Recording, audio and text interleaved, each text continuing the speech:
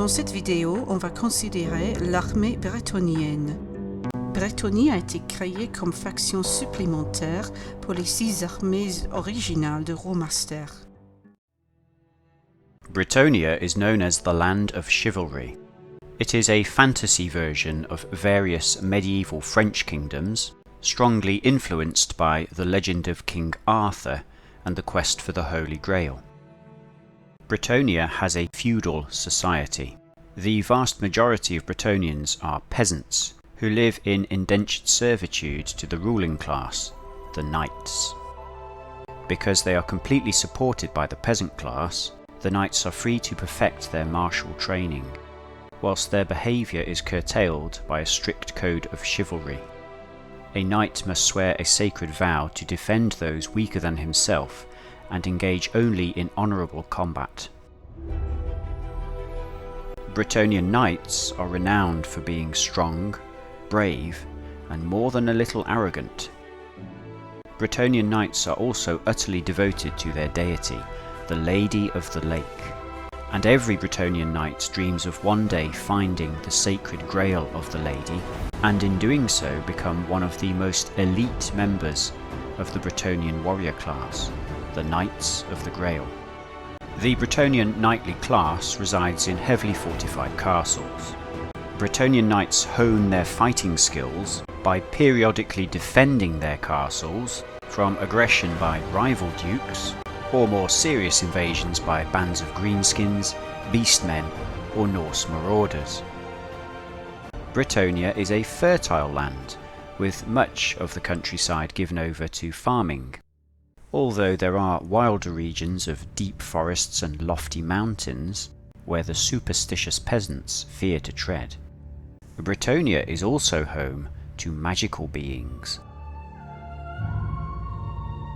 The Green Knight is an ethereal heroic warrior who will appear in times of dire peril to defend the land and its people, whilst those few knights who drink from the Grail of the Lady of the Lake are granted supernatural prowess, longevity, and courage.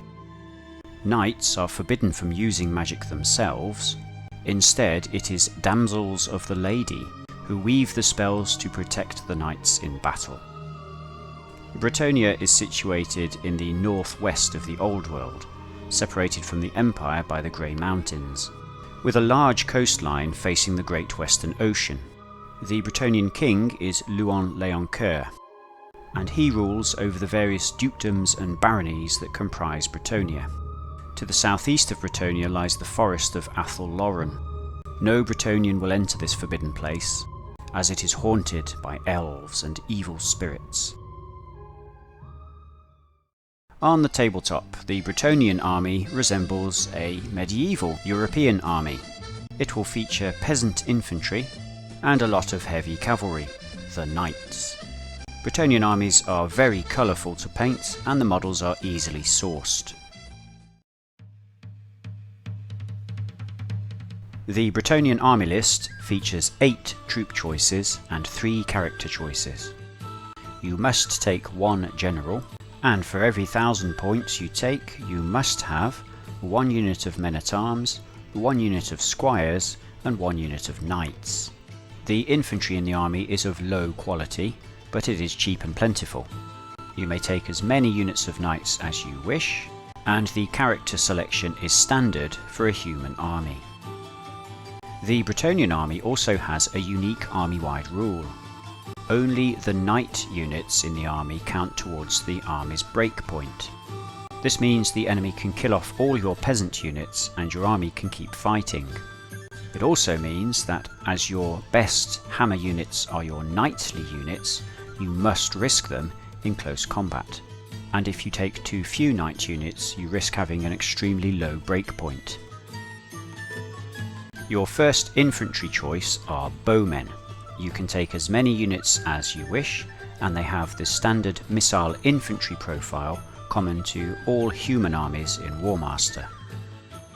Bowmen are useful for causing harassment on enemy brigades, as their missile attacks will cause drivebacks and confusion.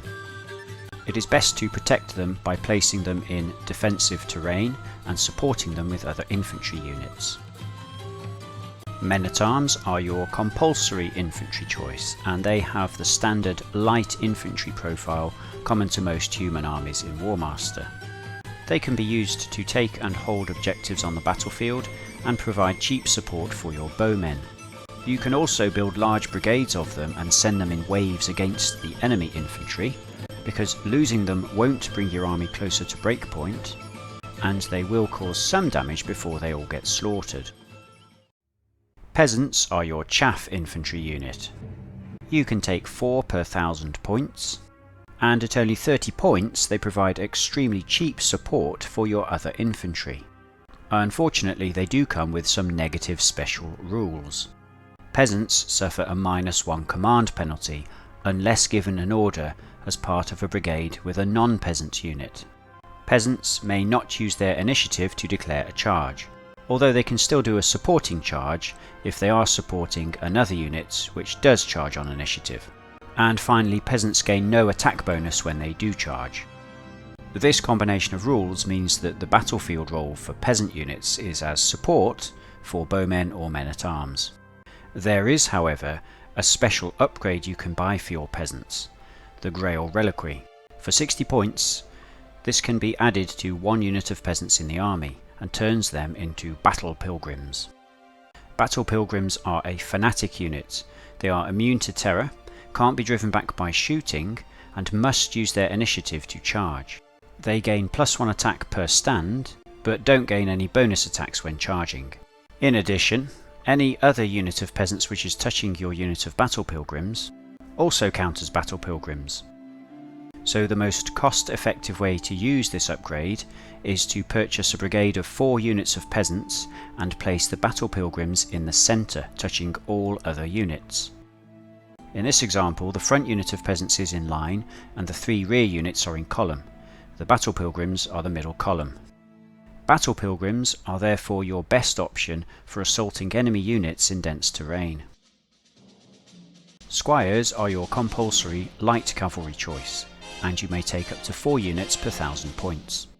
They have the standard light cavalry profile common to many armies in War Master, but their shooting range is 30 centimeters.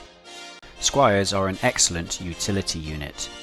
In War Master Revolution they gain access to the trial rules for light cavalry, allowing them to evade in any direction. Their small unit frontage allows you to concentrate a lot of missile attacks against 1 unit, whilst their speed allows you to place them behind enemy lines to impose the -1 command modifier. You can use your squires as a backline sweeper unit to defend against enemy flyers, or as a sacrificial unit attached to your knight brigades to absorb the enemy artillery shots. Knights are your compulsory heavy cavalry choice, and they have the standard heavy cavalry profile common to most armies in War Master. Bretonnian knights differ from other armies' knights in 2 ways. Firstly, they are immune to terror, so are quite happy charging off into enemy monsters and slaying them. Secondly, they must use their initiative to charge and can never use initiative to evade. This is similar to the Fanatic rule, but unlike Fanatic units, Bretonnian knights do not have to pursue and do not have to advance. Bretonnian knights are therefore an excellent hammer unit, although you must be wary of a clever opponent using bait units to drag them out of position. In the Bretonnian army, knights are a risk versus reward unit, as in order to use them effectively you must expose your breakpoint. But in my opinion, a well-painted brigade of Bretonnian knights charging across the battlefield is what War Master is all about. Grail Knights are your elite cavalry unit. They cost 10 points more than regular knights, but gain a bonus attack when they charge. They are also immune to terror and must charge on initiative and do count towards the army's breakpoint. They are the strongest hammer unit in the army, and you're limited to 1 per 1,000 points. Grail Knights are an excellent choice to receive a magic item, and they're often the best unit to be commanded by the general to ensure that they get the charge and therefore benefit from their special rule. They are no more durable than normal knights, however, so are a big target for enemy spells and artillery. Pegasus Knights are your flying monster unit. They have a better armor save than equivalent flying monster units from other armies, so for only 80 points a unit they're one of the most cost-effective flyers in the game. They are immune to terror, but must use their initiative to charge, and do count towards the army's breakpoint. Pegasus Knights are brilliant for taking out enemy flyers. They can also be sent behind enemy lines to impose the -1 command penalty, where they can threaten artillery or weaker missile infantry. They are susceptible to baiting, however, so watch out for the enemy placing units in their initiative range to force an unfavourable charge. The Trebuchet is your artillery choice. It is so big it must be mounted on a special base, 4 cm wide and 6 cm deep. It has an excellent range of 80 cm and does 4 shooting attacks which ignore enemy armour and also ignore defended status. The downside is that if you move the Trebuchet you can't shoot it that turn. Taking a pair of Trebuchets in your army gives you a solid ranged threat. They will outrange enemy artillery, making them ideal for counter-battery fire. They will need protecting though, so make sure you keep some peasants or bowmen handy to blinker them and see off enemy flyers. The Bretonnians have a standard general for War Master with Command 9 and 2 attacks in combat. The general is best used to order your brigades of knights to get them where they need to be to charge. The Bretonnian army is unusual in that the general is the only character who can be mounted on a terror-causing monster. In this case it represents the King of Bretonnia, Luan Leoncoeur, on his faithful hippogriff, Beaky. This is the only source of terror in the army, and the reward of reducing enemy attacks is often not worth the risk of having to commit your general to combat. It is, however, extremely heroic to have your general leading from the front, so this may appeal to your sense of chivalry. The Bretonnian hero is also standard with Command 8 and 1 attack in combat, and you may take 2 per 1,000 points. Heroes will keep your infantry and cavalry brigades moving, and it is suitably heroic to grant your heroes a magic sword, especially if you want to represent the Green Knight. Your heroes can also be mounted on a Pegasus, which is a very cost-effective flying monster mount. A Pegasus hero can also accompany a brigade of Pegasus Knights to command them on the opposite side of the battlefield. The Enchantress is your spellcaster choice and you're limited to 1 per 1,000 points. She has the standard wizard profile common to all human armies. The Enchantress is a fine subordinate commander, although her spells are relatively short-ranged, so she can't stray too far from the fighting. The Enchantress has access to a unicorn mount, which adds +1 attack in combat, and also grants a one-time bonus to cast a spell. This is an excellent option for only 15 points, and the spellcasting bonus can be combined with a magic item, such as the Wand of Power. The Enchantress can also be mounted on a Pegasus if you so desire. Taking an Enchantress gives you access to the Bretonnian spell list. Shield of Combat is an excellent spell to cast on your knights when they charge into combat. No unit in War Master affects enemy armor saves in combat, so a unit of knights protected by this spell will, on average, only take 25% damage. You do have to risk the Enchantress in combat to cast this spell, so it works well in combination with an Enchantress on a unicorn. Eerie Mist is a good utility spell. It's rather short-ranged but is easy to cast, and it only affects a single enemy unit, preventing it from using initiative and imposing a -1 command penalty. This is a really good spell for messing up the enemy's plans if they like to take single powerful units, such as Chaos or Araby. Aerial Shield is a defensive spell, and once again it's designed to protect your knights, this time from shooting, as anyone targeting them suffers -1 to hit. This is brilliant if you know your enemy is going to take artillery.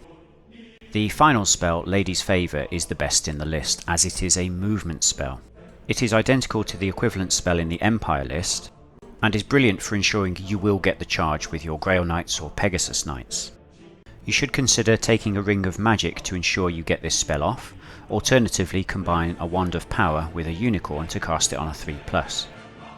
Overall, the Bretonnian spell list is fantastic for protecting your knights and getting them into combat unharmed. A fun way to build a Bretonnian list is to take as many knight units as you can, throw in a few characters, and then charge the enemy headlong. Alternatively, you could field a peasant revolution list, take the minimum knights and hide them on your baseline, then send in your smelly peasants to do the dirty work, knowing they will never break. Another version of the peasant list, for when the enemy has no shooting of their own, is to take maximum missile units, and let your artillery do some damage. However, in my opinion, the better Bretonnian list is to combine the peasant units with the knight units, so they complement each other. And you can experiment with various builds, taking artillery or not, until you find the playstyle that works for you. Why would you choose to play Bretonnia? Well, the Bretonnian list is very powerful, and in the right hands, it has won tournaments. It is a melee-focused army and favours an aggressive playstyle. For me, the Bretonnian army captures the imagination. If you like knights and castles, Bretonnia is the army for you.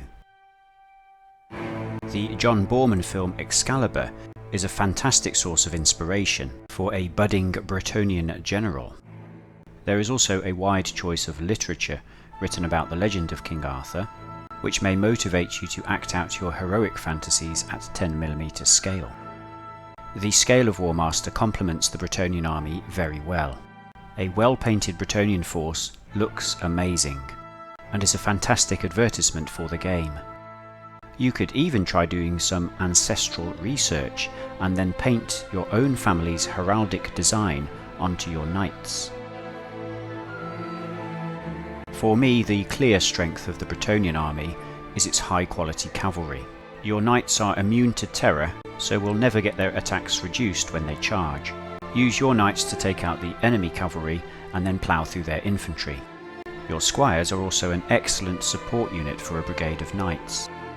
Your flyers are some of the most cost-effective in the game, and they're brilliant for removing the greatest threat to your knights, enemy artillery. The spell list is a fantastic supplement and complements the army very well, playing to their strengths and covering their weaknesses. The trebuchet also gives you a viable ranged threat, and although it can be hard to focus its fire, and it will require an investment in infantry to protect it, a trebuchet brigade can come as a nasty shock to your opponent. Your infantry is also very cheap and very disposable, so it is ideal for bogging down the enemy in protracted combats, allowing your knights to countercharge in the flank. In contrast to its cavalry, the Bretonnian infantry is very weak, and apart from battle pilgrims you have no viable options for digging enemy out of defendable terrain. If the enemy can place their medium to heavy infantry in defended positions, it's going to be very hard for you to shift them. Consequently, Bretonnian armies do not fare well if forced to play on a terrain-heavy board. The unique army rule means that you must expose your breakpoints if your knights are to see combat. So a wily opponent will throw everything he can at your knights and ignore your peasants. This makes it especially important to use your squires and your spells to protect your knights. The lack of terror-causing options in your army is also a weakness, as you can't reduce the amount of attacks the enemy will be putting into you. And finally, the fact that your best units have to charge on initiative means you can lose control of your army, and end up losing your knights in unfavourable matchups. So what tactics can you employ to defeat Bretonnia? Well, the first thing to realise is that terrain is your friend. The strength of the Bretonnian army is its cavalry, so if you occupy dense terrain, the cavalry can't touch you. You can also neutralise the Bretonnian cavalry by baiting. Place a unit of light cavalry or another suitable bait unit within initiative range of the knights during your turn. They will have to charge your bait unit in their turn, and then you can countercharge in your following turn with your own cavalry, or catch them with infantry in the flank. You can also stop a Bretonnian knightly charge in its tracks if you have access to roadblock units, such as a Sphinx, a steam tank, or a Chaos Spawn. The Bretonnian army features melee units with 3 hits only, so shooting attacks will cause attrition to them, especially artillery that ignores armour. If you have access to artillery, take plenty of it and protect it with your own infantry. Finally, remember a Dispel scroll to stop the enemy casting Lady's Favour on the Pegasus Knights. In summary, I would describe the Bretonnians as a heroic army. The list design encourages you to take lots of knights and send them charging boldly into combat. The alternative breakpoint rule and the rules for the Grail Reliquary can be confusing for newer players, and the challenge of painting individual heraldry on your knights can be quite time-consuming. However, with enough patience and perseverance, you will soon have a battle-ready army of knights in shining armour. So take up your lance, mount your faithful steed, and upon this charge cry, "Your mother was a hamster, and your father smelt of elderberries!" We're knights of the round table, we dance whenever we're able. We do routines, we call the scenes, with footwork impeccable. We dine well here in Camelot, we eat ham and jam and spam a lot.